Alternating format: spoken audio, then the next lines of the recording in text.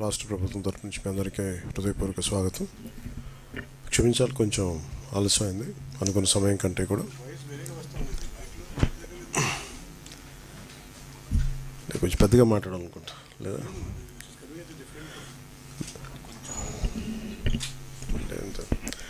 అనుకున్న సమయం కంటే కూడా కొంచెం ఆలస్యమైంది. ఈ కాన్ఫరెన్స్ కాల్స్ మాట్లాడుతూ ఉన్నాం వరుసగా.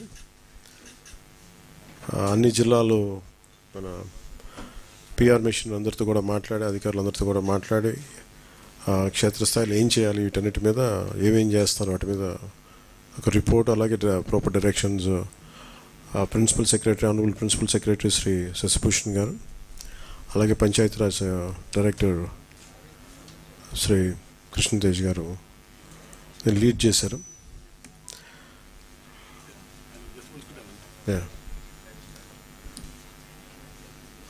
ఇందాక మాట్లాడుతూ ఉంటే ఒక బ్యూటిఫుల్ ఫోటోగ్రాఫ్ వచ్చింది.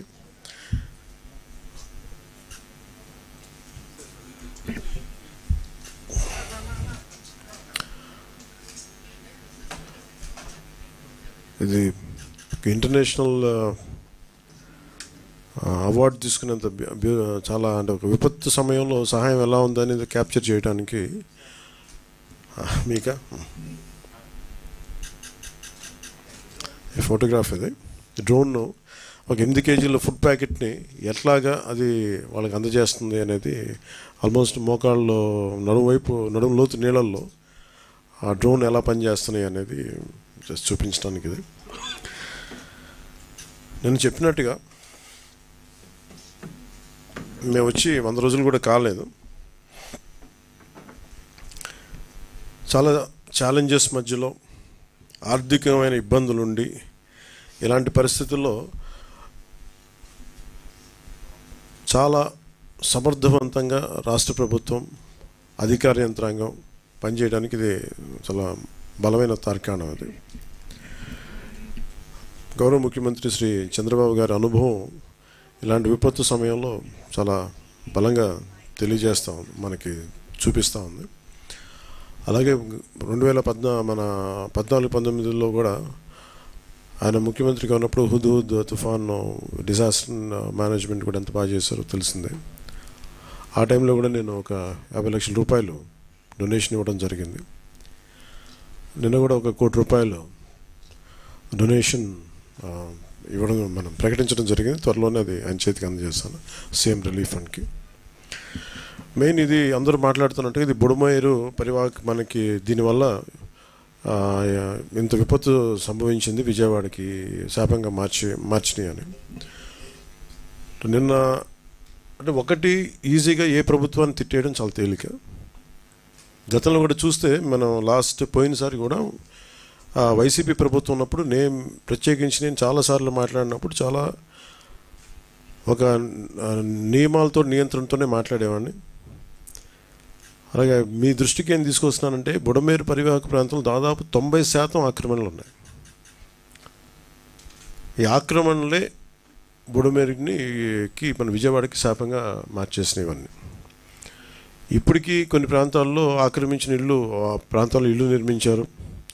తర్వాత నిర్మించిన ఇళ్ళకి అవుట్ఫుల్ డ్రైన్స్ లేకపోవడం, వరద ఎటు వెళ్తుందో తెలియక అది విజయవాడ సగం నగరాన్ని వరద నీరుతో ముంచెత్తేసింది. ప్రతిసారి ఇప్పుడు మీరు హైదరాబాద్లో చూసినా కానీ వీళ్ళు వాళ్ళ హైడ్రా అని చెప్పి వాళ్ళు స్టార్ట్ చేసి డెమాలిషన్ డ్రైవ్, కొన్ని వందల చెరువులు ఉన్న ప్రాంతాన్ని, లోతట్టు ప్రాంతాలని, ఫుల్ ట్యాంక్ లెవెల్ ప్రాంతాలని ఒక 20 yearsగా 30 yearsగా ఏం లేదు, వరద లేదు, నీళ్లు లేవు అని చెప్పి ఇల్లు కట్టేయడం జరిగింది అక్కడ కూడా. అలాగే ఏ మూల భారతదేశంలో ఏ రాష్ట్రంలో అయినా సరే, అలాగే ప్రత్యేకంగా తెలంగాణ కావచ్చు, అలాగే మనకు సంబంధించి ఆంధ్రప్రదేశ్ కావచ్చు, ఇది ఈ నదీ పరివాహక ప్రాంతాలు ఇక్కడ నుంచి సహజ స్థితిలో అది ఆ వాగులు వంకల నుంచి వెళ్ళి సముద్రంకి వెళ్ళే దిశలో ఆ దారి మధ్యలో ఇల్లు కట్టేయడం, లేదంటే లేఅవుట్లు వేసేయడం, ఇవన్నీ వైలేషను ఒకళ్ళు చేయలేదు. కొన్ని దశాబ్దాలుగా కొంచెం ఇంక్రిమెంటల్గా చేసుకుంటూ వచ్చి అది చేసుకుంటూ వచ్చారు. ఇది కూడా మేము అడ్డగోలుగా కూర్చోబెట్టి ఇది వైసీపీ ప్రభుత్వం మాటలు కాకపోతే వాళ్ళు చేసి ఉండాల్సింది. ఎంతో కొంత ప్రయత్నం కూడా చేయకుండా ఇలాంటి పరిస్థితుల్లో ఇంత సమర్థవంతంగా ఆ వయసులో ఆయన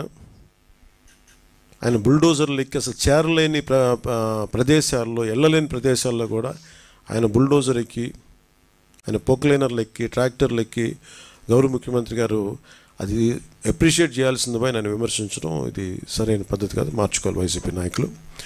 అలాగే వైసీపీ నాయకులకు కూడా నా విన్నపం, నా విజ్ఞాపన, మీరు విమర్శించడానికంటే కూడా ఇది మనందరి ఉమ్మడి సమస్య, ఇది మనందరి మన రాష్ట్ర సమస్య ఇది. సో మీరు కూడా నడుము వంచి, మీరు కూడా బయటకు వచ్చి, మీరు కూడా సహాయక చర్యల్లో పాల్గొనాలని మనస్ఫూర్తిగా కోరుకుంటా ఉన్నాను.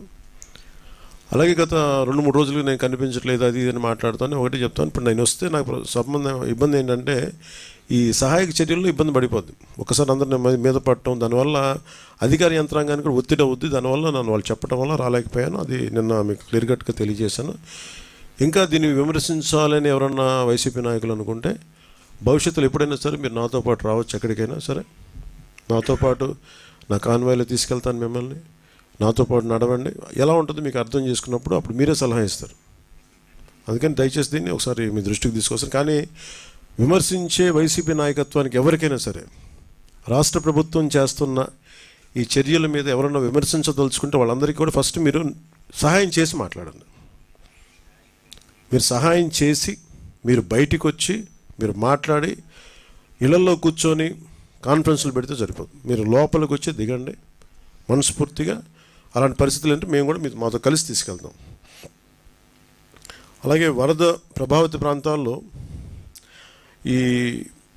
నేను ఇందాక మన కాన్ఫరెన్స్ కాల్లో కూడా మాట్లాడితే ఒకటైతే చెప్పిన, ఒకటి ఇమీడియట్ మెషర్స్ ఏంటి, ఈ వరద నీరు వచ్చేసిన ఇమీడియట్ మెషర్స్ ఏంటి, అలాగే భవిష్యత్తులో దీనికి ఇమీడియట్ రిపేర్, సపోజ్ రోడ్లు తెగిపోయినాయి, గట్లు తెగిపోయినాయి, అలాగే రోడ్లు పాడైపోయినాయి. సో వీటికి ఇమీడియట్గా అసలు జనాలకి రాకపోకలకు ఇబ్బంది కలుగుతూ ఉంటే ముందు వాటికి ఇమీడియట్ రిపేర్ చేయించడం ఒకటి. అలాగే రెండవది పర్మనెంట్ రిపేర్స్ ఏం చేయాలి. దీనికి ఎంత దాదాపు ఒక 200 కోట్లు ఓన్లీ పంచాయతీల వరకు తీసుకుంటే దాదాపు ఒక 96 కోట్లు బడ్జెట్ ఒకటి ప్రతిపాదించారు. దాన్ని ముందుకు తీసుకెళ్తా ఉన్నాం. దాంతోపాటు మేము అడిగింది ఏంటంటే ఒక మన ప్రిన్సిపల్ సెక్రటరీ గారు శశిభూషణ్ గారి దృష్టికి తీసుకెళ్ళింది ఏంటంటే అసలు భవిష్యత్తులో ఇప్పుడు ఉదాహరణకి మీరు ఫారెస్ట్ డిపార్ట్మెంట్ మీరు చూస్తే నేషనల్ మీరు government of India environment forest department వాళ్ళ ఎలా ఉంటుందంటే ఇప్పుడు ఎక్కడైనా సరే భారతదేశంలో ఉన్న ఏ ఇంచి అడవిలో అయినా సరే ఇంచి కూడా it's completely remote sensing agency ద్వారా it's completely monitored and photographed. అంటే గత వారం ఎట్లా ఉంది, పోయిన వారం ఎలా ఉంది, రెగ్యులర్ మానిటరింగ్ ఉంటుంది. అంటే మీరు ఒక ఫారెస్ట్ డిపార్ట్మెంట్, మీరు ఫారెస్ట్ ల్యాండ్లో మీరు చిన్నపాటి ఒక పాక వేసినా కానీ it can be sensed, it will take a photograph. చాలా క్లియర్ కట్గా డిమార్కేషన్ చేస్తుంటాయి, ఇది ఫారెస్ట్ ల్యాండ్, ఇక్కడ వైలేషన్ జరిగింది. అదే తరహాలో భవిష్యత్తులో ఇప్పుడు మన ఒక డ్యామేజ్ జరుగుతుంది, దీన్ని అడ్రస్ చేస్తాం, దీన్ని బయటకు వస్తాం. భవిష్యత్తులో ఇప్పుడు మనం ఏమనుకున్నా ఇప్పుడు కూర్చోబెట్టి ఇది వైసీపీ వల్లే జరిగిందని నేను మాట్లాడలా. ఓకే, ఖచ్చితంగా వాళ్ళు గత ప్రభుత్వం వాళ్ళు ఉన్నప్పుడు 5 సంవత్సరాలు వాళ్ళు ఉన్నప్పుడు వాళ్ళు నిజంగా కొంత మనకి ముఖ్యంగా వాటర్ ఇరిగేషన్ ప్రాజెక్ట్స్ సంబంధించి కానీ ఏదైనా సరే వాళ్ళ నిర్వహణ లోపం చాలా, వాళ్ళు సరిగ్గా డబ్బులు కూడా ఇవ్వలేదు. దానికి వాళ్ళకి అవగాహన ఉందో లేదో తెలియదు కానీ డబ్బులు సరిగ్గా ఇవ్వాల, లాకులు రిపేర్లు చేయాలి, కనీసం వాళ్ళు కూర్చోబెట్టి చిన్న మెయింటెనెన్స్ ఆయిల్ కూడా ఇవ్వలేదు వాళ్ళు. ఇలాంటి పరిస్థితులు చేశారు. అలాగే మీరు అన్నమయ్య, మీరు వించా డ్యామ్ కూడా మొన్న కూడా నేను మన కడపకి వెళ్తే ఆ జిల్లాలో కూడా చూస్తే వాళ్ళు చాలా నిర్లక్ష్యంగా లష్కర్ ఒక ఆయన వచ్చి చెప్తున్నాడు, మీరు ఇక్కడ వరద వచ్చేస్తుంది మీరు పట్టించుకోండి అంటే ఒకళ్ళు పట్టించుకోలేదు. ఆయన ఇండివిజువల్గా ప్రభుత్వం చేయకపోయినా, అప్పుడున్న ముఖ్యమంత్రి గారు చేయకపోయినా, అప్పుడున్న సంబంధిత మంత్రులు చేయకపోయినా ఒక లష్కర్ వచ్చి రామయ్య గారు వచ్చి ఆయన బయటకు వచ్చి ఆయన అందరినీ అప్రమత్తం చేసి చాలా ప్రాణాలు గట్టెక్కినాయి. ఇప్పుడు విపరీత నష్టంతో. సో ప్రతి పనికి అలాగే ఈరోజు మేము అందరం కోరుకుంటుంది కూడా మీరు గత ప్రభుత్వాలు దీన్ని అర్థం చేసుకొని మా సహకరించాలని మనస్ఫూర్తిగా కోరుకుంటూ, అలాగే వరద ప్రాంతాల్లో ప్రభావిత ప్రాంతాల్లో నిత్యం పర్యటిస్తూ అన్నిత్యం అధికారులతో సమీక్షిస్తూ గౌరవ ముఖ్యమంత్రి చంద్రబాబు గారు తిరుగుతూ ఉన్నారు. అలాగే NDR national disaster response force, అలాగే స్టేట్ డిజాస్టర్ రెస్పాన్స్ ఫోర్స్, అలాగే పోలీసు, అలాగే మరి నిజంగా నిన్న డిజాస్టర్ మన పైకి వెళ్తే పైన మన డిజాస్టర్ మన స్టేట్ డిజాస్టర్ రెస్పాన్స్ ఫోర్స్ ఈ కమాండ్ సెంటర్కి వెళ్తే ఫస్ట్ టైం మీడియా ఎంత యాక్టివ్గా ఉన్నారనేది నాకు చాలా చాలా ఆనందం వేసింది. ఆయన సిసోడియా గారు కూడా చెప్తా ఉన్నా, state disaster response force head చేసి ఆయన కొన్నిసార్లు మాకంటే కూడా మీడియా వారే చాలా ముందులో ఉన్నారు. ఇది కొన్నిసార్లు మాకు బాగా తెలియజేస్తాం, అందుకని పర్టికులర్గా మేము మీడియాని కూడా ఫాలో అవుతుంటామని చెప్పారు.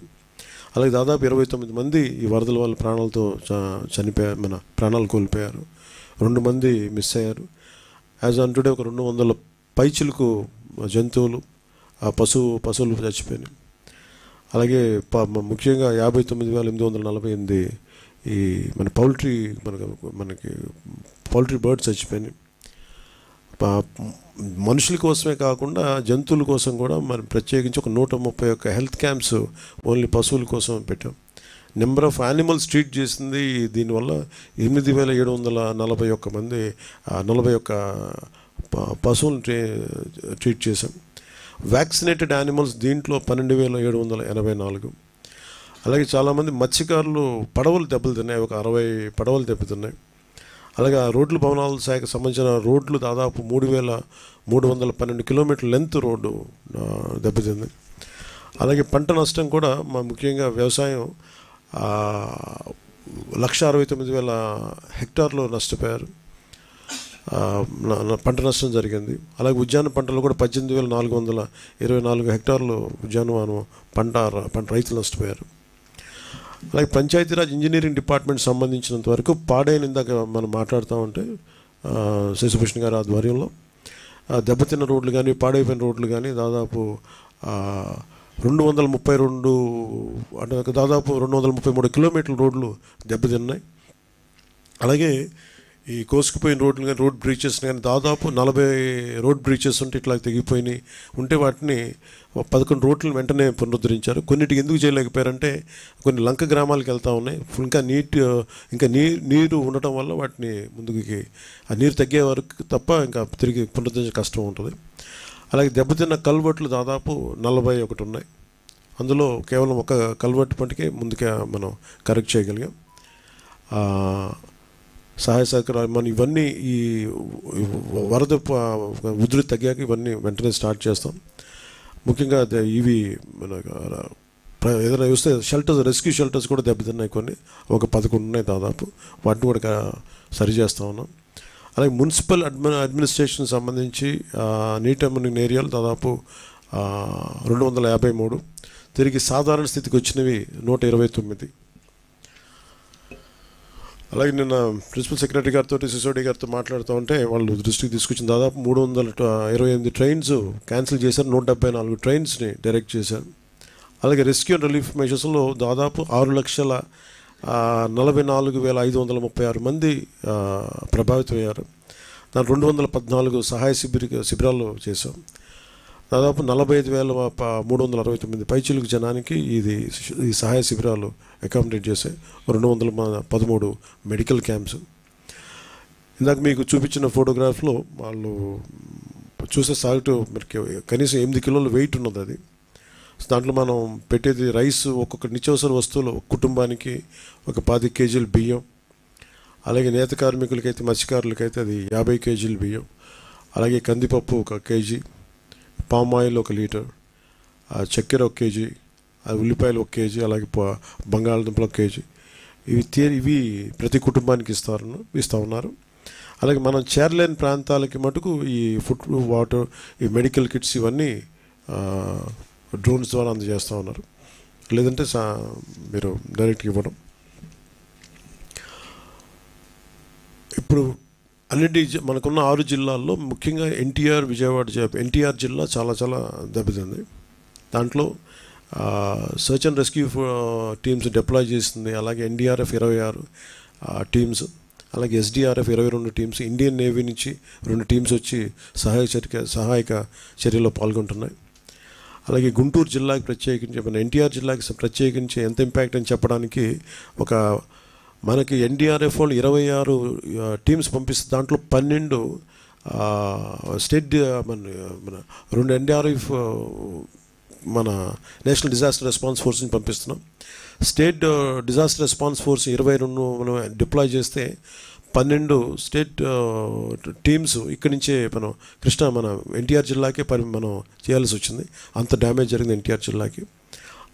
అలాగే 2 ఎస్డీఆర్ఎఫ్ ఎన్డీఆర్ఎఫ్ టీమ్స్ గుంటూరు జిల్లాకి, ఒక 2 ఎస్డీఆర్ఎఫ్ 1 ఎన్డీఆర్ఎఫ్ కృష్ణా జిల్లాకి, 1 SDRF ఏలూరు జిల్లాకి, అలాగే 1 NDRF 1 SDRF బాపట్ల, అలాగే 3 SDRF పల్నాడు జిల్లాకి, 1 SDRF మంగళగిరి, NDRF NTR జిల్లా కలెక్టర్ ఆఫీస్లో ఇవన్నీ 1 2 స్టాండ్ బైలో ఉన్నాయి.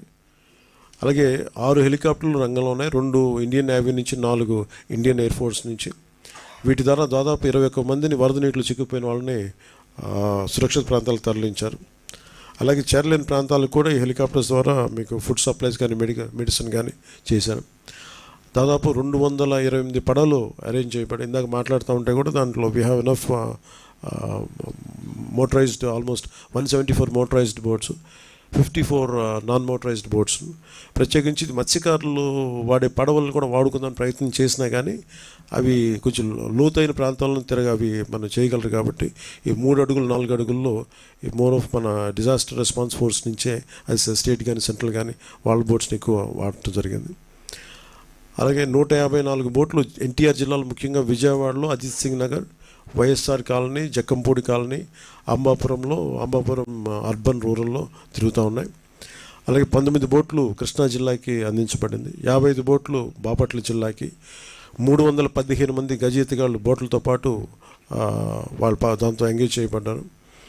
అలాగే APSC-RTC నుంచి దాదాపు 167 బస్సులు ట్రాన్స్పోర్టింగ్ మన ప్యాసింజర్స్ కోసం ఈ విజయవాడ చుట్టుపక్కల ప్రాంతాల నుంచి ఆ రిలీఫ్ సెంటర్స్ తీసుకెళ్ళడానికి, తరలించడానికి రంగంలో ఉన్నాయి. ఈ నిన్న చెప్తే ప్రజలకు అందుబాటులో ఉన్న టోల్ ఫ్రీ నెంబర్స్ 1121070 అని మేము చెప్పిన తర్వాత ఇప్పటి వరకు 4446 ఫోన్ కాల్స్ వచ్చినాయి. ఆగస్టు 30 నుండి సెప్టెంబర్ 3 వరకు ఇన్ని కాల్స్ వచ్చినాయి. ఈ 4146 ఫోన్ కాల్స్ దాదాపు 2513 కాల్స్ 112కి వచ్చినాయి, 1633 కాల్స్ 1070 నెంబర్కి వచ్చినాయి. సో ఈ 24/7 ఈ టోల్ ఫ్రీ నెంబర్స్ ఇప్పుడు కాల్స్ని అటెండ్ అవుతూ అధికారులతో కోఆర్డినేట్ చేసుకుని నిరంతరం ఈ రాష్ట్ర ప్రభుత్వం అందుబాటులో ఉంది అందరికీ తెలియజేసుకుంటూ, అలాగే మేము పంచాయతీరాజ్కి సంబంధించి ఇప్పుడు ఉదాహరణకి పెదకాకాని ఇలాంటి చోట్ల అంటే రివ్యూ మీటింగ్లో ఏం అంటే కొన్ని ముఖ్యమైన విషయాలు ఏంటంటే, ఇప్పుడు పెదకాకాని గుంటూరు జిల్లాలో దాదాపు మన 20,000 మందికి వచ్చే మనకు నీటి సరఫరా చెరువు ఉంది అక్కడ. అది ఏమైపోయిందంటే పక్కనున్న స్థానిక ఉండే మనకి మన స్థానిక అవసరాలకు వాట్లాడే చెరువు అది కలిసిపోయి బండ దిగిపోయి ఈ నీళ్ళు కలిసిపోయినాయి. సో దాన్ని వెంటనే పునరుద్ధరించడానికి దీన్ని చర్యలు తీసుకున్నాం. అలాగే ప్రతి 3080 పంచాయతీల్లో ఎఫెక్ట్ అయినాయి, మొత్తం దీని 380 పంచాయత్స్. వీటిలో మొత్తం వీటి కోసం దాదాపు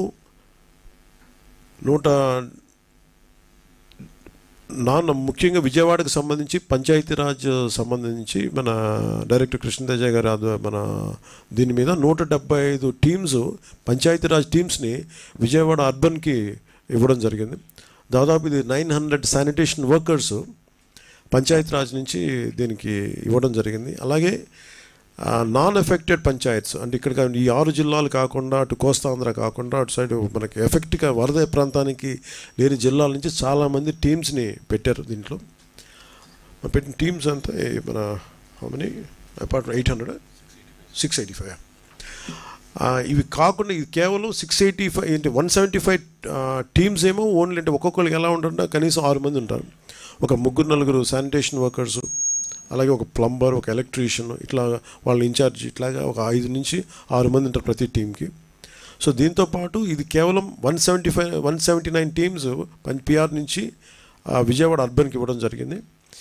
అలాగే 685 టీమ్స్ ఎక్కడైతే ఏ ప్రాంతాల్లో దెబ్బతిన్నాయో 685 టీమ్స్, దీంట్లో ఒక పంచాయత్ సెక్రటరీ, ఒక 3-4 ప్లంబర్స్, ఒక టెక్నీషియన్, ఒక ఎలక్ట్రీషియన్, వీళ్ళందరూ ఉంటారు. ఇట్లా 6 మంది టీమ్ తోటి 5 to 6 మెంబర్ టీమ్ తోటి 685 టీమ్స్ని వేసి ఎక్కడైతే మన ఇబ్బందిగా ఉన్నాయో, ఎక్కడైతే దెబ్బతిన్నారో ఆ ప్రాంతాలన్నిటికీ వీళ్ళు ఈ నాన్ ఎఫెక్టెడ్ ప్రాంతాల నుంచి ఆ టీమ్స్ని తీసుకున్నారు. అలాగే మనకి గోదావరి జిల్లాల్లో కూడా వరద ముంపు ఉండే అవకాశాలు ఉన్నాయి కాబట్టి అసలు అటు నుంచి మూవ్ చేయకుండా ఈ వరద లేని జిల్లాల నుంచి మట్టుకు తెప్పించి దీన్ని నిరంతరం మన కృష్ణతేజ గారు దీన్ని ముందుకు తీసుకెళ్తా ఉన్నారు, దీనికి మానిటర్ చేస్తూ ఉన్నారు.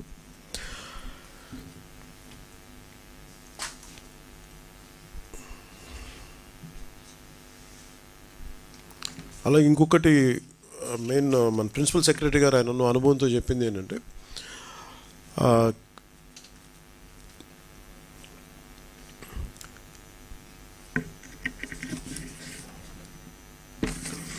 పేపర్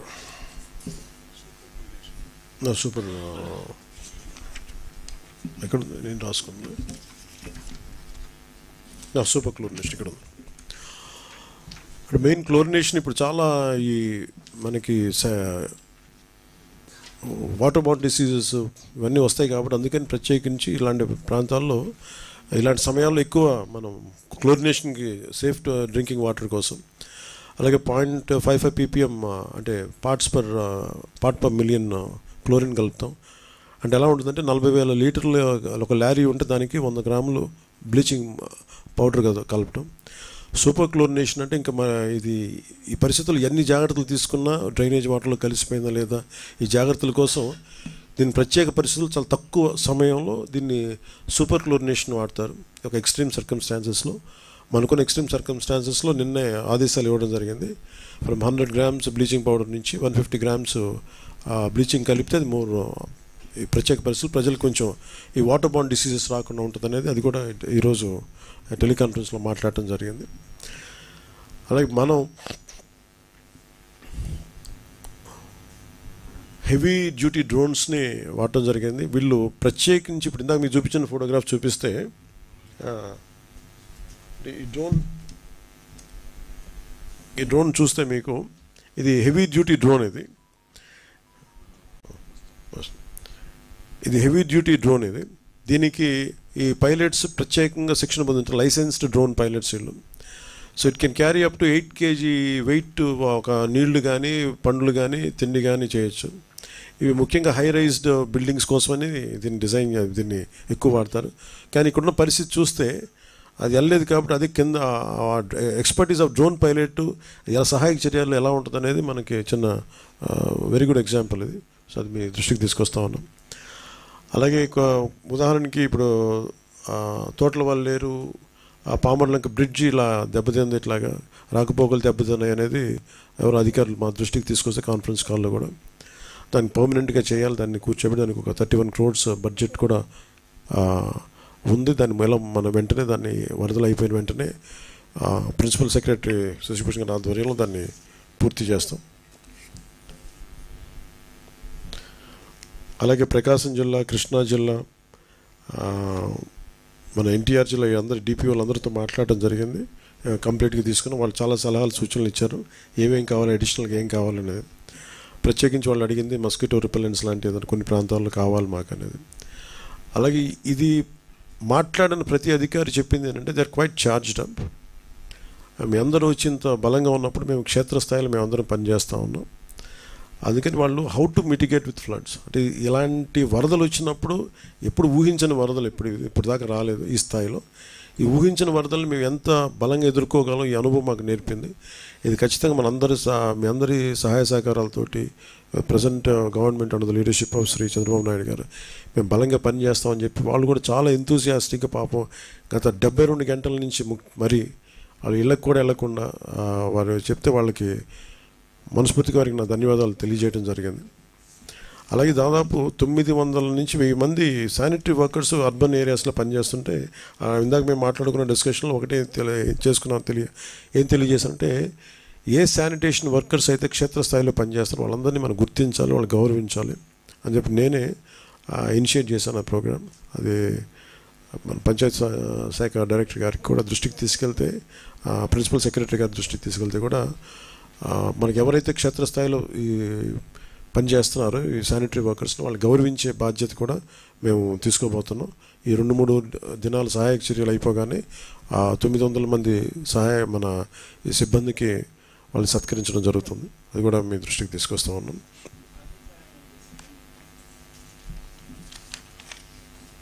ఎవరికండి అది ఎలాగని చూస్తుండే ఎట్లాగ మనకి ఇలాంటి విపత్తు సమయంలో ఖచ్చితంగా వాళ్ళకి మామూలు కంటే కూడా అదనంగా ఉంటుంది. దానికి ఎలా చేయాలనేది ఆలోచిస్తాం. Just definitely some we want acknowledge their persons. ఏదో నమస్కారం చేతులు పెట్టడం కాదు, ఏదో అదే కదా నమస్కారం పెట్టి చాలా బాగా చేసి అట్లా కదా ఏదో చేస్తామని కదా.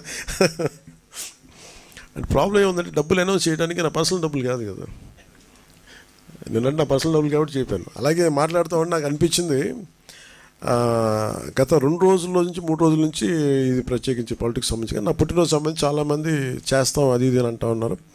ఈ వర్షాలు పట్టడం మూలంగా పంచాయతీల్లో మేము ఏదన్నా చేయగలం అది ఇది అని మాట్లాడుతూ ఉంటే, ఇందాక ఎక్కడున్నారండి మన వాళ్ళు, మీరున్నారు కదా, ఓకే. దాదాపు 1,64,000 మంది పంచాయతీ రాజ్శాఖకి సంబంధించిన జాయింట్ యాక్షన్ కమిటీ వాళ్ళ మీరు యూ కెన్ స్టాండ్, మీరు రండి, వెనక రండి. వాళ్ళు నెల జీతాన్ని వరద పరిస్థితులకి, ప్రజలు పడుతున్న కష్టాలకి వాళ్ళు ముందుకొచ్చి వాళ్ళ ఒకరోజు 1,64,000 మంది పంచాయతీరాజ్ శాఖ అధికారులు, అలాగే గ్రామ సచివాలయంలో ఉండే పంచాయతీ సెక్రటరీ, ఇంకొకరు, అలాగంటే ప్రతి గ్రామ సచివాలయం నుంచి 2 ఈ పిఆర్ వాళ్ళ జాయింట్ యాక్షన్ కమిటీలో ఉంటారు. వాళ్ళు మనసు కరిగి మేము కూడా మా వంతు సహాయం కష్టాలను ప్రజలకు మేము చేయాలి. ఇంజనీర్స్ కూడా వచ్చారు, నాయక్ గారు కూడా వచ్చారా? ఓకే, ఇప్పుడు వచ్చారా? సో అందరూ కూడా రండి సార్, నాయక్ గారు రండి, ఇటు వచ్చాను ప్లీజ్. సో నమస్కారం. సో అందరూ కదిలి ఇది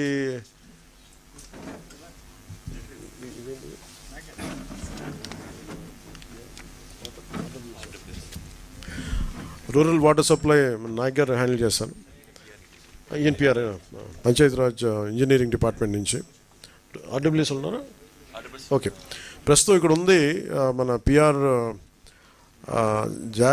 జాయింట్ యాక్షన్ కమిటీ, అలాగే మనకి పిఆర్ ఇంజనీరింగ్ డిపార్ట్మెంట్ నుంచి అందరూ వచ్చి వాళ్ళు వాళ్ళ జీతంలో బేసిక్ అంటే 1,200 అండి, 1,200 1 డే బేసిక్ శాలరీని 1,64,000 మంది employees from PR Panchayati Raj joint action committee నుంచి నాకు 14 కోట్ల రూపాయలని ఈ మన సీఎం మన సహాయ నిధికి అందజేస్తూ ఉన్నారు. మనస్ఫూర్తిగా వాళ్ళందరికీ ఈ 1,64,000 మంది పిఆర్ ఎంప్లాయీస్ అందరికీ కూడా, పంచాయతీరాజ్ ఎంప్లాయీస్ అందరికీ పేరు పేరున మీ అందరికీ, సచివాలయ సిబ్బందికి కూడా మీ అందరికీ పేరు పేరున ధన్యవాదాలు తెలుపుకుంటా ఉన్నాను. మీరు ఇచ్చే 1,200 కూడా డబ్బే కాదు, మీరు చాలా నైతిక బలం ఇచ్చారు. ఈ రాష్ట్రం విపత్తుల్లో ఉంటే మిగతా వాళ్ళ కాకుండా మేమందరం కలిసి ఉంటామని చెప్పి మీకు వచ్చినందుకు మీ మనస్ఫూర్తిగా మీ అందరికీ 2 చేతులు ఎత్తి మీకు నమస్కరిస్తున్నాను. Thank you very much. అలాగే ఇంకొకటి, మన పంచాయతీరాజ్ ఇంజనీరింగ్ డిపార్ట్మెంట్ నుంచి మన పంచాయతీరాజ్ శాఖ జేఏసీ వాళ్ళు మొదలుపెట్టిన ఈ కదలిక మన నాయక్ గారి ఆధ్వర్యంలో పంచాయతీరాజ్ ఇంజనీరింగ్ డిపార్ట్మెంట్ కూడా, మేము కూడా, మా సంఘం కూడా వస్తుందని చెప్పి, ఎంత 75 lakhs, తక్కువ మంది ఉంటారు వీళ్ళు, 2,500, ఇదేమో 1,64,000 మంది పిఆర్ ఇంజనీరింగ్ డిపార్ట్మెంట్ నుంచి 75 లక్షల రూపాయలు ఈ సహాయ నిధికి, ముఖ్యమంత్రి గారి సహాయ నిధికి అందజేస్తూ ఉన్నారు. థ్యాంక్ యూ నాయక్ గారు. ప్రతి ఒక్కరికి పిఆర్ ఇంజనీరింగ్ డిపార్ట్మెంట్ ప్రతి ఒక్కరికి నా హృదయపూర్వక ధన్యవాదాలు. అలాగే నాకు ఇంకొకటి చాలా ఎక్కువ ఒక అప్పీల్ చేస్తున్నాను అందరినీ. ఇవి చాలా ప్రత్యేక పరిస్థితులు. ఒకటి, రాష్ట్రం ఆర్థిక పరిస్థితి మనకి, మీరు చూసారు శ్వేతపత్రాలు రిలీజ్ చేసాం, ఆర్థిక పరిస్థితి మామూలు దారుణమైన పరిస్థితిలో లేదు. ఇలాంటి సమయంలో మళ్ళీ వరదలు కూడా వచ్చి ఇంకా ఇబ్బంది పెడుతున్నా కానీ చాలా బలంగా ఒక అనుభవం నాయకుడు రాష్ట్రాన్ని ఏలితే ఎలా ఉంటుందో మనం చూస్తూ ఉన్నాం. ఆయన నాయకత్వంలో నేను నేర్చుకుంటా ఉన్నాను, నేను ప్రజలతో మమేకం అవుతాను, నేను నేర్చుకుంటున్నాను. లాంటి వాళ్ళందరం కలిసి రాష్ట్ర అభివృద్ధికి తోడ్పడే దిశలో వెళ్తున్నప్పుడు పిఆర్ నుంచి పంచాయతీరాజ్ జాయింట్ యాక్షన్ కమిటీ 1,64,000 మంది వాళ్ళు ఈ రోజున మాకు కలవటం, అలాగే 2,200 పైచీలకున్న పంచాయతీరాజ్ ఇంజనీరింగ్ డిపార్ట్మెంట్ ఉద్యోగులు మాకు అండగా ఉండడం నిజంగా మనస్ఫూర్తిగా. ఆర్డబ్ల్యూఎస్ మీరు కూడా ఇస్తున్నారా? ఎంత ఇస్తున్నారు? 10 lakhs. Thank you sir.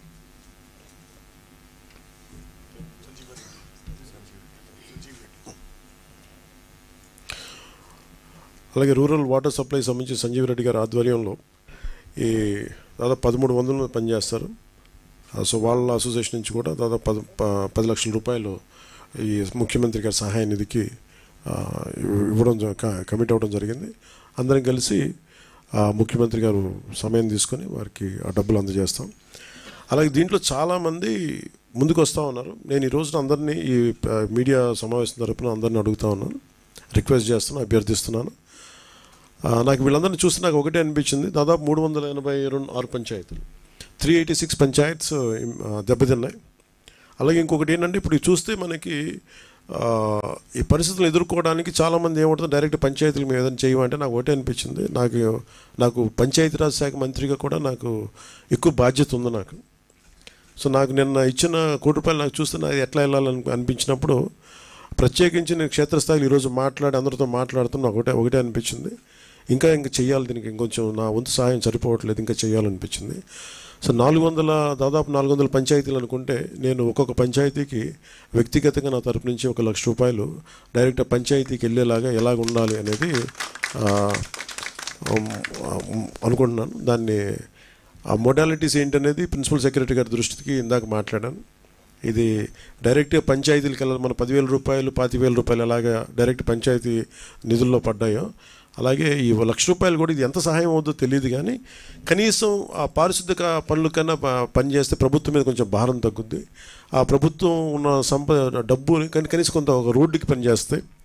So నా సైడ్ నుంచి నేను ఇచ్చే 400 పంచాయతీలకి ఈ ₹1,00,000 చొప్పున కనీసం పారిశుద్ధ్య పనులకు కొంచెం సహాయకారిగా ఉంటుంది అనేది. అలాగే మా ఉద్యోగులందరూ కూడా, మా పంచాయతీరాజ్ ఉద్యోగులందరూ కూడా, RWS ఉద్యోగులు, అలాగే PWD అందరూ కూడా వచ్చి ఈ రోజున మాకు నిలబడ్డందుకు మనస్ఫూర్తిగా ధన్యవాదాలు తెలుపుకుంటూ, అలాగే మన పక్క రాష్ట్రం, మన సోదర రాష్ట్రమైన తెలంగాణకు కూడా నేను ₹1,00,000 నిధిని నేను విరాళంగా ప్రకటిస్తున్నాను. అది తెలంగాణ ముఖ్యమంత్రిగా మన గౌరవ ముఖ్యమంత్రి శ్రీ రేవంత్ రెడ్డి గారికి నేనే స్వయంగా అందజేస్తాను. ఎందుకంటే ఇది కష్టాలు వచ్చినప్పుడు మనందరం ఒకరికొకరు చేదోడు వాదోడుకుంటాం. ఇది తిట్టుకునే సమయం కాదు. అలాగే వైసీపీ నాయకులు కూడా నా విజ్ఞాపన ఏంటంటే, మీరు కూడా మీ జేబుల్లోంచి డబ్బులు తీసి, మాటలు కాకుండా డబ్బులు కూడా కొంచెం విసిరి,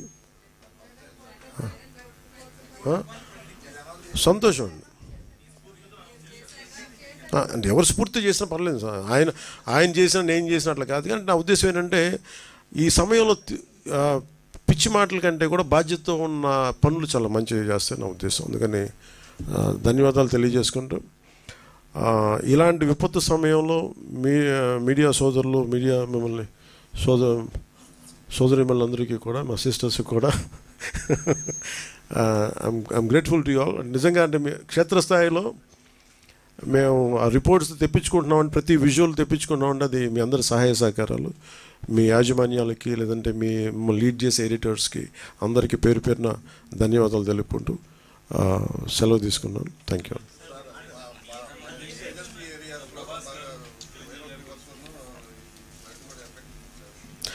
అంటే ఇప్పుడు ఒక సమస్య ఉంది సార్. ఇప్పుడు ఏంటంటే, ఇప్పుడు మనకి కృష్ణాది అయిపోయింది. కృష్ణాది ఆల్మోస్ట్ నిన్న సిసోడే గారు చెప్పినట్టుగా, మన శశిభూషణ్ గారు చెప్పినట్టుగా అది 5 లక్షలు క్యూసెక్లకు వచ్చేస్తే కృష్ణానది అని చెప్పారు. ఇది 4 లక్షలు. ఇప్పుడు ఎందాక మనం మాట్లాడుకున్నప్పుడు 4,75,000 4,50,000 ఇప్పుడు 4,50,000కి 2 hours బ్యాక్ వచ్చింది.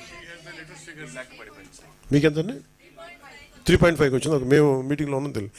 సో 3.5 కాదు, ఇప్పుడు ఏమైపోయింది, అటు మన గోదావరికి వస్తుంది. సో అది ఇప్పుడే నేను మన కాకినాడ జిల్లా కలెక్టర్ షణ్మోహన్ గారితో మాట్లాడాను. మెయిన్ ప్రాబ్లం అంటే ఎరకాలువ దగ్గర నుంచి, అలాగే సుద్దగడ్డ వాగు దగ్గర నుంచి, ఈ సుద్దగడ్డ వాగు నుంచి కొంచెం కొండల్లో పడేదంతానేమో సుద్దగడ్డ వాగుల ద్వారా అది వరద వచ్చేస్తుంది. వాటికంటే కూడా ఇప్పుడు ఎర్రకాలువలో ఈ నీళ్ళు వదిలేస్తూ ఉన్నారు. ఇది ఆల్మోస్ట్ 20 lakhs క్యూసెక్స్కి వచ్చేసింది. అందుకని ఈరోజు 3 గంటలకి రిలీజ్ చేస్తా. లేదు 20,000 ఎర్రకాలం. మనం మాట్లాడదా పోలం మన ధవళేశ్వరం. ఇప్పుడు మన 19,000 క్యూసెక్స్కి వస్తే అది రిలీజ్ చేస్తామని చెప్పేశారు. అది 20,000 రీచ్ అయిపోద్ది. అది వదిలేస్తాం, ఇప్పుడు 3 o'clockకి వదిలేస్తామని చెప్పారు. సో వెంటనే నేను కాన్ఫరెన్స్ కాల్ మాట్లాడి అందరికీ చెప్పడం జరిగింది. కలెక్టర్ గారితో మాట్లాడాను. ముఖ్యంగా గొల్లప్రోల్లో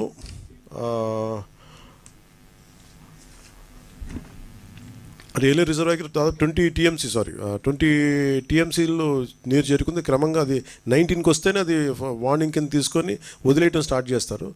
మొన్న ఒక 1 month బ్యాక్ కూడా ఇదే పరిస్థితి వస్తే అది వదిలేద్దాం అనుకునే పరిస్థితిలో కూడా కొంచెం అలర్ట్ చేసినా కానీ అదృష్టవశాత్తు రాలేదు. అలాగే శుద్ధగడ్డను గొర్రెకొండ కాలువలో కూడా వాగులు పొంగి ప్రవహిస్తున్నాయి. సో అవి కూడా ఈ నీళ్లు చేరుతా ఉన్నాయి దీంట్లో. అందుకని ముఖ్యంగా కలెక్టర్ గారితో మాట్లాడిందని పిఠాపురం నియోజకవర్గంలో ముఖ్యంగా ఈ గొల్లప్రోలు మున్సిపాలిటీకి సంబంధించిన ప్రజల్ని రైతులు కొంచెం మీరు అలర్ట్ చేయండి అని చెప్పాం. వారితో కూడా మాట్లాడాం.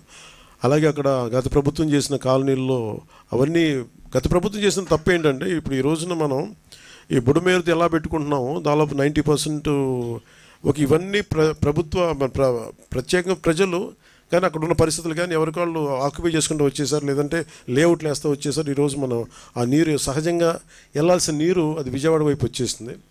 కానీ గత ప్రభుత్వం చేసిన బిగ్గెస్ట్ మిస్టేక్ ఏంటంటే వాళ్ళ స్థలాలు ఇస్తున్నాం అని చెప్పేసి అన్నీ మునిగిపోయే చోట్ల ఇచ్చారు. రేపు పొద్దున వరదలు కానీ వర్షం వచ్చినా మళ్ళీ వరదలు మునిగిపోయి మళ్ళీ కూర్చొని ఆ రోజున ప్రభుత్వాలు మేమున్నా ఎవరున్నా కానీ ఇది గత ప్రభుత్వాలు గత దశాబ్దాలుగా జరుగుతున్న తప్పుల్ని వీళ్ళు ఇంటెన్షనల్గా ఇక్కడ లోతట్టు ప్రాంతాల్లో ఉన్నాయని చెప్పి కూడా వాళ్ళు స్థలాలు ఇచ్చేశారు. దానికి సంబంధించే ఇప్పుడు ఉదాహరణకి జగనన్న కాలనీ ఒకటి ఉంది, అది ముంపులో ఉన్న ప్రాంతాన్ని అక్కడ ఇచ్చేశారు. సో వాళ్ళకి ఇప్పుడు మేము ఇక్కడ నిత్యావసర వస్తువులు అందించాలని చెప్పాం. అలాగే ఈబీసీ కాలనీ కొన్ని ప్రత్యేకించి జియోగ్రఫికల్ కండిషన్స్, ఉదాహరణకి గొల్లపురంలో ఉండే ఈబీసీ కాలనీ అది మొన్న కూడా నేను పర్యటించినప్పుడు కూడా వాళ్ళకి మాట ఇచ్చాం, మేము భవిష్యత్తులో దానికి కరెక్ట్ చేస్తామని చెప్పేసి. ఒకటి వాటర్ ఇది ఆ EBC colony, Surampeta railway station area, Sitanagaram, Lakshmanapuram, Mallavaram, Vizianagaram, Mallavaram గ్రామాలని ప్రజల్ని అప్రమత్తం చేయమని చెప్పి మన కలెక్టర్ గారు షణ్మోహన్ గారితో మాట్లాడాం.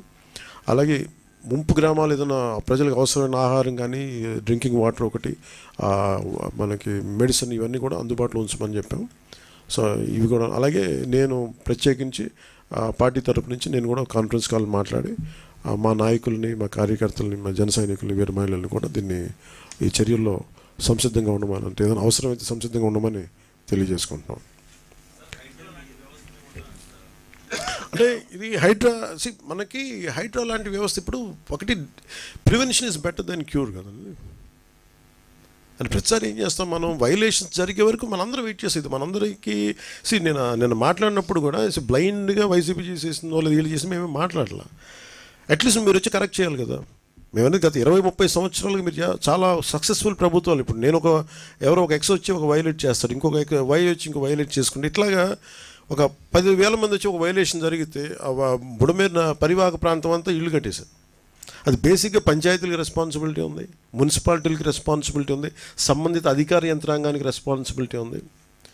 ఈ రోజున మనకి ఈ హైడ్రా లాంటిది వచ్చి కొట్టేయచ్చని అసలు కొట్టకముందు నేను హైదరాబాద్లో చూసేవాడిని. అది హైదరాబాద్లో చూస్తున్నా నాకు అనిపించింది నదీ మన పరివాహక ప్రాంతాలు కదా, చెరువు ప్రాంతాలు కదా, ఇల్లు కట్టేస్తున్నారు ఏంటి, ఇది ఇబ్బంది అవుదా అనుకున్నాను. మేము ఇల్లు కట్టేసాం, బిల్డింగ్లు కట్టేశారు. అంటే మీరు డ్యామేజ్ జరుగుతున్నప్పుడు అందరూ డ్యామేజ్ జరిగింది అన్ని కట్టేసిన తర్వాత నిన్న మాట్లాడింది అందుకే it will become a social issue అని చెప్పాను. చాలామంది ఆర్థిక పరిస్థితులు చిన్న భిన్నం అయిపోతాయి. అలాంటి వాళ్ళకి ఏం చెప్పాలి ముందే, ఇది చాలా స్ట్రిక్ట్ గైడ్లైన్స్. అందుకనే bureaucracy should be extremely alert and powerful. వాళ్ళ బాధ్యత వాళ్ళు నిర్వర్తించాలి. అందుకని ఇప్పుడు రేవంత్ రెడ్డి గారు ముఖ్యమంత్రి వచ్చి ఇప్పుడు ఏమంటారు, కొట్టేస్తూ ఉంటారు. ఆయన చేస్తున్నారు రైటే, మనం కూడా చెయ్యాలి. అంటే అది కూర్చోబెట్టి అది ఎలాంటి ఇష్యూస్ ఉంటాయో తెలియదు. So lot of social issues, lot of social tensions ఉంటాయి దీనికి. సో దీన్ని కొంత పెర్స్యూజివ్ మెథడ్స్లో చెప్పాల్సి వస్తే, కొన్నిసార్లు కొట్టాల్సి వస్తే, ఇట్ ఆల్ డిపెండ్స్. ఎందుకంటే ఒక హైబ్రిడ్ మెథడాలజీ ఆలోచించాలి, కానీ దీన్ని ఎలా హ్యాండిల్ చేయాలి అనేది కొంచెం చూడాలి. ఇది క్వైట్ డిఫికల్ట్. కాకపోతే అది అట్లీస్ట్ నేను ఏమంటానంటే, జరిగింది కట్టేసి ఒక పద్ధతి, జరగకుండా చూడటానికి భవిష్యత్తులో ఇప్పుడు మనం అన్ప్రెసిడెంటెడ్ ఫ్లడ్ ఎఫర్ట్ చూసాం. మనం అన్ప్రెసిడెంటెడ్ లాస్ట్ 50 yearsలో మనం చూడాలి. ఇంకొన్ని డేటా ప్రకారం 200 yearsలో కూడా కొన్ని ఈ ఏరియాలో చూడలేదని రికార్డ్స్లో ఉన్నాయి. ఇందాక పొద్దున్న చూస్తూ ఉంటాయి. So for example let us take 50 years record. ఈ 50 సంవత్సరాలు ఇంత అబ్నార్మల్ మనకి ఇలాంటి ఫ్లడ్ సిచ్యువేషన్ రాలా. ప్రతి 10 సంవత్సరాలకి ఈ నివాసాలు పెరిగిపోవటం, సహజంగా నది వాగులు వంకలు పొంగితే వచ్చి సహజంగా అది రీచ్ అయ్యి సముద్రానికి వెళ్ళాల్సే ఈ పరివాహక ప్రాంతాలన్నీ ఇళ్లతో నిండిపోవడం ఆటోమేటిక్గా అటు తన్ని అవి వెళ్ళాల్సిన చోటకు కాకుండా లోపల నగరానికి వచ్చేసినాయి. సో దీనికి ఒక్క మెథడ్ ఏంటంటే, నేను మాట్లాడుతున్నప్పుడు కూడా ఈరోజు మనం ఒక వరద వచ్చింది మాట్లాడుతున్న ప్రిన్సిపల్ సెక్రటరీ గారితో కూడా అదే మన శశిభూషణ్ గారితో అదే ప్రత్యేకంగా చెప్పడం జరిగింది. ఈరోజు మన వరదలు వచ్చినాయి, ఓకే మనం కరెక్ట్ చేస్తాం, ముందుకెళ్తాం. కానీ preventive methods it should be like environment and forest and environment government of India ఎలా పనిచేస్తాం అలా పనిచేసి ప్రతిదీ everything should be on record. ఉదాహరణకి మీ శాటిలైట్ ఇమేజరీ ద్వారా ఇప్పుడు బుడమేరు ఇలా వస్తుంది అంటే ఈ చుట్టుపక్కల మొత్తం అట్లీస్ట్ ఇప్పుడు ఎంత ఆక్యుపేషన్ గురైంది, లేదంటే ఇది సహజ స్థితి ఒక రెడ్ మార్కర్ పెట్టి దానికి కలర్ కోడ్ పెట్టి ఇది ఇక్కడ దాకా రావాలి, ఇక్కడ దాకా దీని స్టార్టింగ్ పాయింట్ ఇది, దీని పాయింట్ ఆఫ్ ఇన్సెప్షన్, దీని అన్ని రీచింగ్ పాయింట్ ఇది. ఈ మధ్యలో ఎన్ని గ్రామాలు ఉన్నాయి, ఎన్ని పంచాయతీలు ఉన్నాయి, ఎన్ని మున్సిపాలిటీలు ఉన్నాయి, ఎంత వైలేషన్ జరిగింది, ఇవి ఫోటోగ్రాఫ్ తీసి ఒకటి హైబ్రిడ్ అంటే ఒక పర్సియస్ మెథడ్స్ అవ్వచ్చు, కొన్నిసార్లు కంపెన్సేషన్ పే చేసి వాళ్ళకి ఆల్టర్నేటివ్ చూపించి చేయొచ్చు.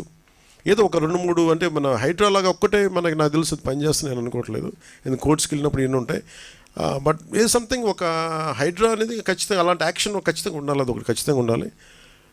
చాలామంది మనకి చూస్తే చెరువులు ఆక్యుపై చేశారు, చాలామంది నాయకులు ఆక్యుపై చేశారు. అవి ఎలా కొట్టాలి, వాళ్ళకి కూర్చోబెడితే ఎవ్రీవన్ ఈజ్ పవర్ఫుల్ ఆ ఏరియాల్లో. సో వాళ్ళని కూర్చోబెట్టి కొంత కన్విన్స్ చేయాల్సి వస్తే వాళ్ళని విల్ఫుల్గా మన భూదాన్ మూమెంట్ లాగా వాళ్ళ సొంత భూములు ఇచ్చారు, మన భూములు మనకి భూదాన్ మూమెంట్. అలాగా వీళ్ళు చేసిన వయలేషన్స్ని వీళ్ళే స్వచ్ఛందంగా ఒప్పుకొని బయటికి వెళ్ళిపోయి ఇల్లు వాళ్ళే కూల కొట్టేసుకోవటం, అలాంటిది ఒక మెథడాలజీ. లేదంటే మిడిల్ క్లాస్ ఉంటారు, వాళ్ళు తెలియదు, వాళ్ళ అపార్ట్మెంట్ లేదు, డబ్బులు దొరుకుతుంటే ఇల్లు కట్టేసి ఉంటారు, వాళ్ళు నలిగిపోతారు. సో వాళ్ళకి ఏం చేయాలి, ఇట్లాగే ఒక చాలామందిని ఒక హ్యూమనిటేరియన్ ఆస్పెక్ట్ కూడా దీంట్లో చూడాలి. చాలామంది వాళ్ళ రిటైర్మెంట్ డబ్బులన్నీ పెట్టి వచ్చిన అపార్ట్మెంట్ కొనుక్కుంటారు. సో అట్లాగా ఈ నదీ పరివాహక ప్రాంతాలంటే మొన్న నేను ఉదాహరణకి ఒక చిన్న వైలేషన్ జరిగింది. ఫారెస్ట్ డిపార్ట్మెంటు అటవీ శాఖ పరిధిలో ఉండే అడవిలో ఒక చిన్నపాటి వైలేషన్ జరిగితే ఎంత క్లియర్ కట్గా ఉంది అంటే, నెల రోజుల ముందు లేని కట్టడం ఇప్పుడు వచ్చేసింది అనేది చాలా క్లియర్ కట్గా శాటిలైట్ ఇమేజరీ తోటి చాలా చూపించారు. అలాంటిది మనకు మెథడాలజీ ఉంది. కర్ణాటకకి వెళ్ళినా ఈవెన్ ఒక చెట్టు పడిపోతే తేడా తెలిసిపోద్ది, అంత మానిటరింగ్ ఉంది. Remote sensing, national remote sensing agency మన శాటిలైట్స్ వల్ల.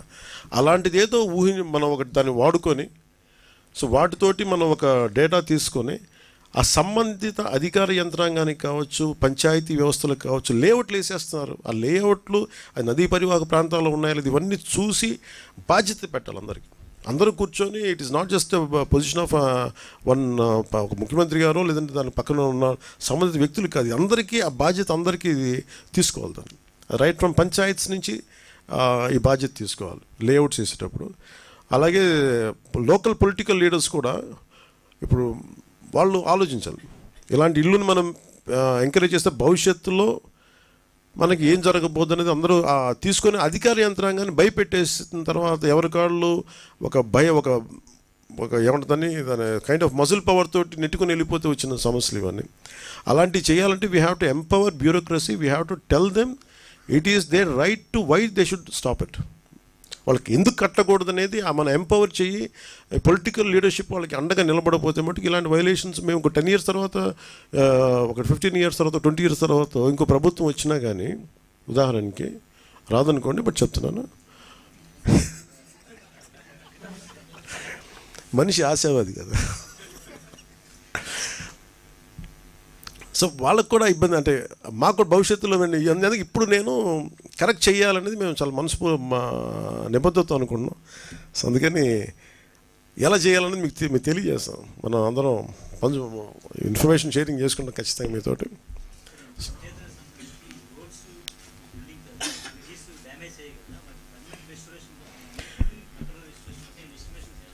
అంటే మనం 92 crores చేసాం సార్, 94 plus 96. అంటే ముందు ఇమీడియట్ చర్యలకేమో 2.5 కోట్లు పంచాయతీల వరకు, ఇది నేను పంచాయతీ వరకు బడ్జెట్ చెప్తున్నాను. పర్మనెంట్ ఇప్పుడు ఉదాహరణకి మీకు ఒక బడ్జెట్ చెప్పాను 32 కోట్లు, అది దీంట్లో ఇప్పుడు చెప్పిన దాంట్లో 92 కోట్లు 94 కోట్లు లేదు. అలా కొన్ని ఏమో శాంక్షన్ చేస్తున్నాయి sir. You can say that, you can answer for that. ఇప్పుడు పంచాయతీరాజ్ రోడ్స్ గురించి మాత్రమే ఎస్టిమేట్ చేయడం జరిగింది. దానిలో నంబర్స్ ఉన్నాయి, కానీ మీరు కాస్ట్ అడిగారు కాబట్టి వాళ్ళు అన్ని దానికి టెంపరీగా రిపేర్ చేసే కోసము దాదాపు 2.15 crores కావాలి. అది దాని తర్వాత పర్మనెంట్ రిపేర్ చేసే కోసము 94 crores కావాలి. రెండు కలిపి 96 crores రూపీస్ కావాలి. మనము ఇప్పటిదాకా మనకు వచ్చిన రిపోర్ట్స్ అండ్ ఎస్టిమేట్స్ మేరకు టెంపరీగా మనము రెస్టోర్ చేసే కోసం కావాల్సిన 2.15 crores డబ్బు రిలీజ్ కోసం వెయిట్ కాకుండా ఎక్కడైనా సాధ్యం ఉందో, depending upon the water level ఎక్కడైనా పర్మిట్ చేస్తూ ఉందో అటువంటి చోట ఆల్రెడీ రెస్టోరేషన్ వర్క్ నడుస్తూ ఉంది. సో అవుట్ ఆఫ్ 45 వర్క్స్ దాదాపు 11 వర్క్స్ కంప్లీట్ అయింది, టెంపరీగా రెస్టోర్ చేసాము. మిగిలిపోయిన 31 వర్క్స్ కూడా పని అవుతూ ఉంది. ఒక ఫ్యూ ప్లేసెస్లో wear water level still does not permit any kind of restoration, అది ఈరోజు రేపు మళ్ళీ స్టార్ట్ చేసుకొని ఖచ్చితంగా all these 41 works which have been road works which have got either breached or culverts breach అయింది, అటువంటి వర్క్స్ మాత్రమే టెంపరీగా నెక్స్ట్ 2-3 daysలో 4 daysలో వారం లోపల we will complete the work of restoration temporarily and make them motorable.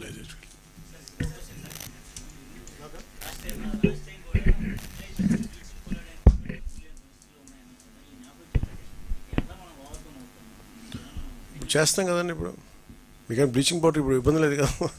అంటే డబ్బులు అంటే దోచేసే వాళ్ళ దగ్గర డబ్బులు ఉన్నాయి, కానీ డబ్బునిచ్చే వాళ్ళ దగ్గర డబ్బులు ఉంటాయి కదా, అందుకని ఇబ్బంది ఉంది. కానీ but at least we are grateful to central government. అంటే నరేంద్ర మోదీ గారి నాయకత్వంలో స్టేట్ మనకి కేంద్ర ప్రభుత్వం ఒక అభయహస్తం, మామూలు అభయహస్తం అండగా నిలబడిపోయారు. So we're grateful to NDA government under the leadership of Modi ji. I'm grateful for standing by us.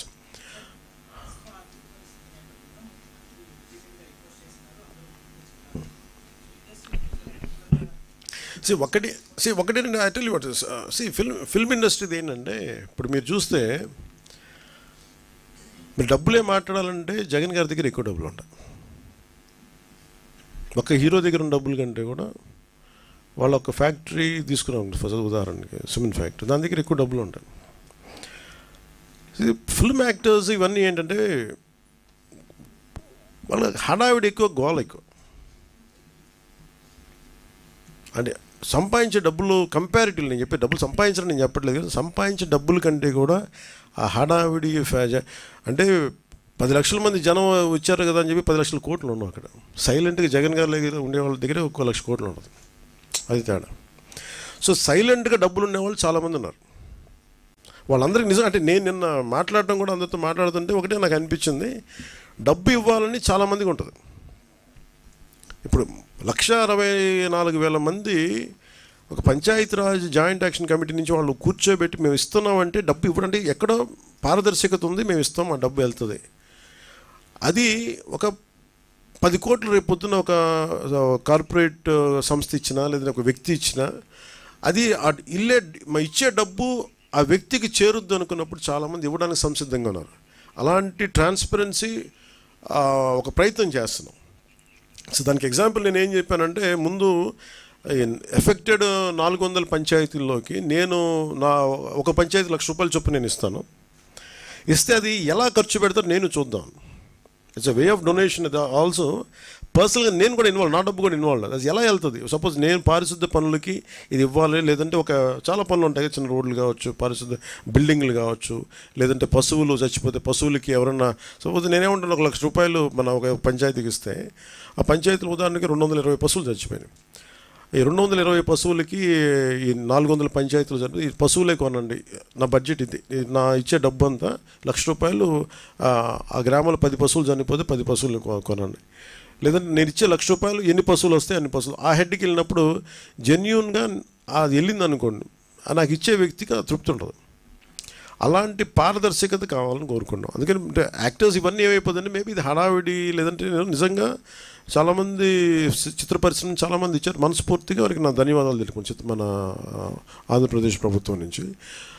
But ఇదేంటంటే మిగతా వాళ్ళు కూడా రావాలని నేను కోరుకున్నాను. ప్రత్యేకమైన పరిస్థితులు, ఇది మన నేల, మన రాష్ట్రం, ఇది మనం కాపాడుకోవాలి.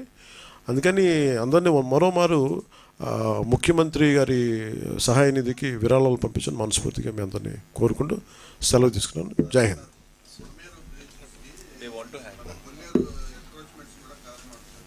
సార్ సార్ మనం ఎన్క్రోచ్మెంట్స్ సార్ ఇది అంటే ఇది నా ఉద్దేశంలో మేబీ ఇది మన అందరం దీని తాలూకు తీవ్రత చూస్తున్నాం కాబట్టి మీరు జర్నలిస్ట్ సమాజం నుంచి పత్రికేయ సమాజం నుంచి you are the pillar of the democracy. మనం మనస్ఫూర్తిగా మనసిప్పి మాట్లాడుకోవాలంటే ఇది కరెక్షన్ వైపు వెళ్ళాలి, తిట్టడానికి కాదు. మీరు కొల్లేరులో మీకు ఇవి లేవా, మీకు ఏమైనా ఎన్క్రోచ్మెంట్స్ లేవంటే ఉన్నాయి. But it becomes a cost issue, it becomes a social issue, it becomes economic issues.